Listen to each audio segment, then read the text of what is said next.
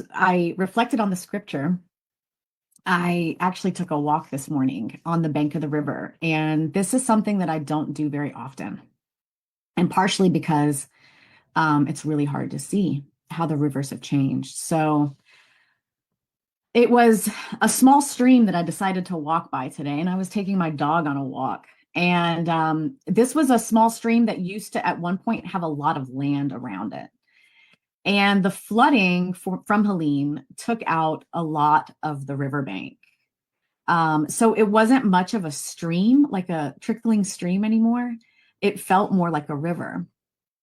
And many of the trees still stood, but you could see that the banks were eroded, and that the river was literally moving, right? Like had moved, like, or the stream, the placement of it looked as if it was in a new place. So as I'm looking at this, I'm like, wow, just, in awe of how much change had happened. But yet I was still there with my dog. A woman, is walking her dog. She's still here.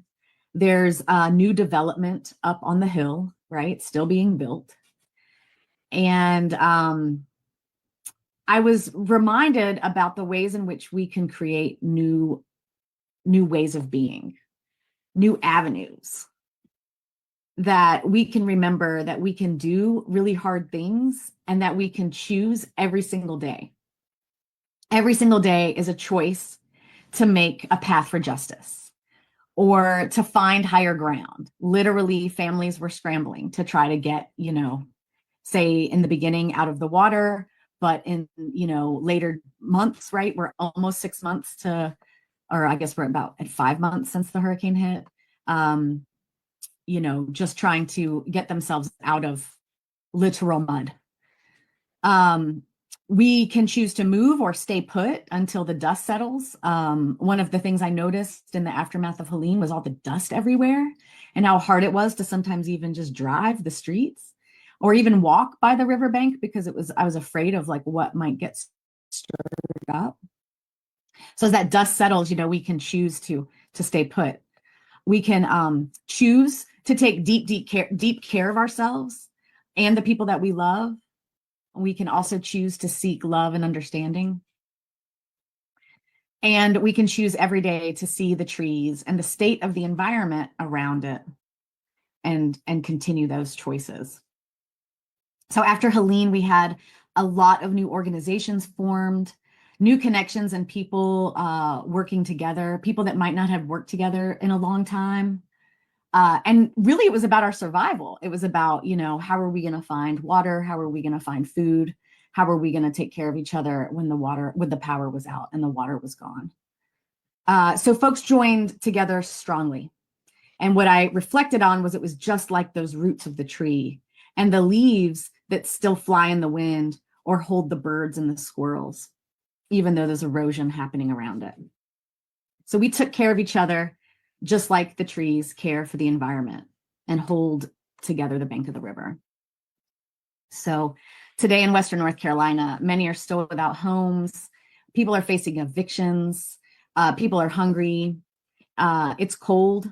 We lost many farms. A lot of farmland is gone.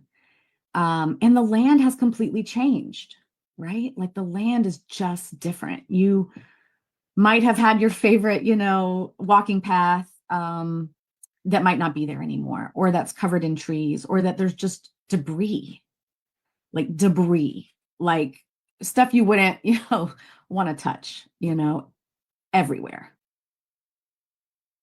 So the land's changed and it's really hard to fathom.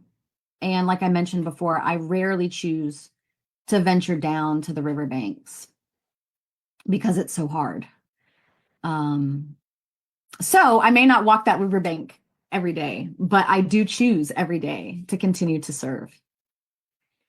And I'm just back last night, midnight, I got back from a week of rest and delivering some herbal goodies to one of my friends in Los Angeles so that we could move some of our herbs and our ministry to families affected by the fires in Los Angeles. And every single week we are still here in Western North Carolina, delivering herbal love to folks on the ground.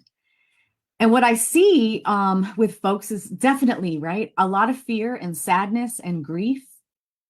But at the same time, there's so much love and so much hope and so much care for one another. And so what's so beautiful is that with the threats of mass deportation and all that we're seeing happening on a national level, we have these groups who came together to support the community in the aftermath and the relief and in the recovery of Hurricane Helene. And now being a force, right? Like this force that's like coming together to support our families in these really hard times. So Helene literally brought us back together and it got us ready for what was coming. So she came through literally as a force of nature to propel us to new ground.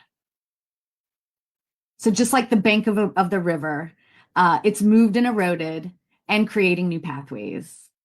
So my invitation to you all is to continue to choose justice, connection, and love every single day.